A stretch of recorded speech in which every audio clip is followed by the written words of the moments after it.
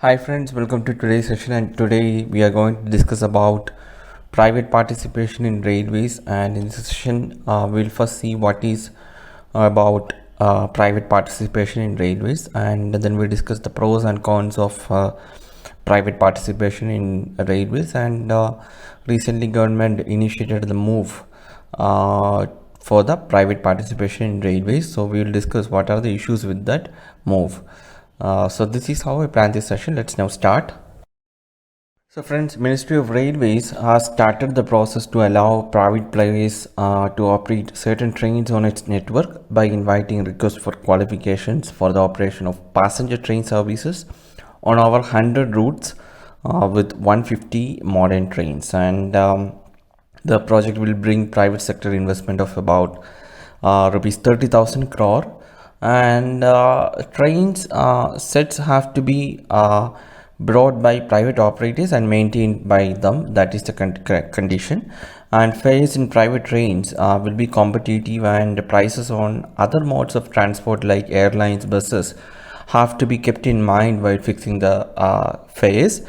And also, private participation in passenger train operations will only be 5% of total operations of railways. 95% of trains will be run by Indian Railways. And if you see the objective of this initiative, it aims to introduce modern technology rolling stock with reduced maintenance, reduce transit time, boost job creation, enhanced safety, world-class travel experience to passengers, and reduce demand supply deficit in passenger transportation sector. And an important committee regarding the privatization of railways is Bibek Debroy Committee, which was set up to suggest ways to mobilize resources for the Indian Railways and restructure the railway board. It had favored privatization of rolling stock, wagons, and coaches. So that is a brief about the privatization of railways in India. And now we'll discuss what are the pros and cons of rail privatization. Firstly, pros. The first one is improved infrastructure. It will lead to better infrastructure, which in turn will lead to improved amenities for travelers. And then the second one is balancing quality of service with high fares. This would foster competition and hence lead to overall betterment in quality of services. And then we have lesser accidents, and because private ownership is synonymous with better maintenance, supporters of privatization feel that it will reduce the number of accidents, thus resulting in safe travel and high monetary savings in the long run. And now coming to the cons, the first one is coverage limited to lucrative sectors. An advantage of Indian Railways being government owned is that it provides nationwide connectivity irrespective of profit. And this would not be possible with privatization, since routes which are less popular will be eliminated, thus having a negative impact on connectivity. It will also render some parts of the country virtually inaccessible and omit them from the process of development.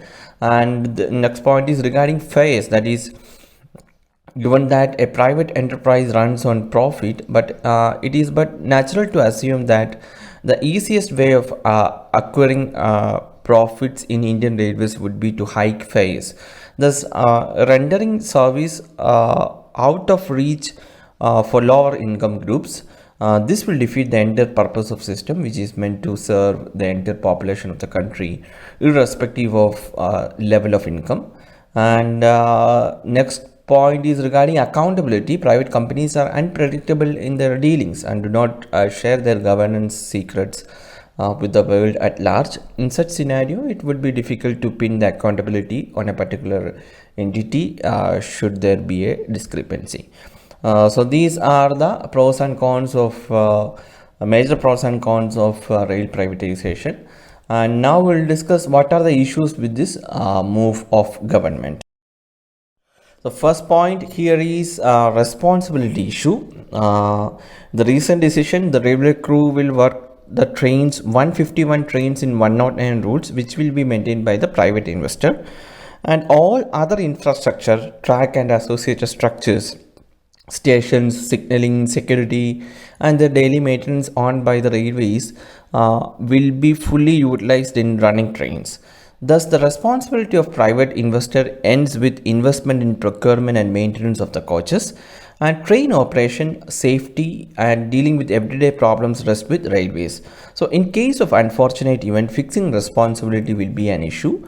And the second point is day-to-day problems, that is provision of an independent regulator to resolve disagreement, discords, and disputes. But this regulator will not be able to solve day-to-day problems of dichotomy unless the basic issue is resolved. And the speed issue is there. Nearly all trunk routes in existing network are speed limited to 110 km per hour. Very few permit speeds up to 120 to 130 km per hour.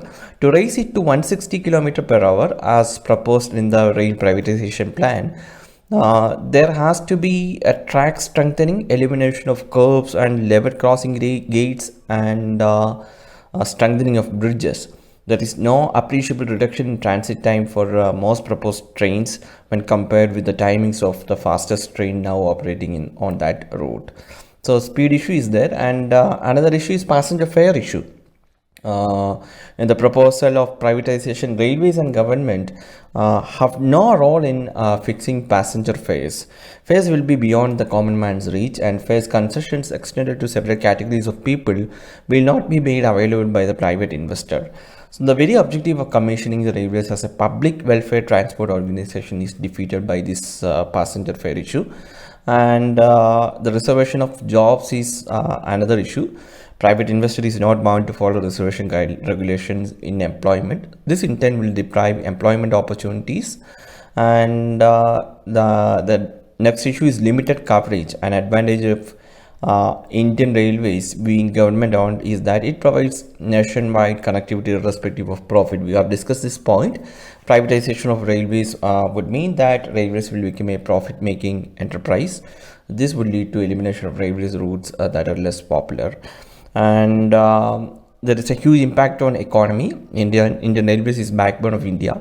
It provides low fare transportation to agriculture and industrial trade. Therefore, privatization of Indian Railways shall definitely affect the Indian economy at large. So these are the issue, and there should be no need for the government to take a dual role of a facilitator as well as participant. The state governments step in when it comes to land, power, permissions, law and order, etc. Fair determination is in consultation with the government.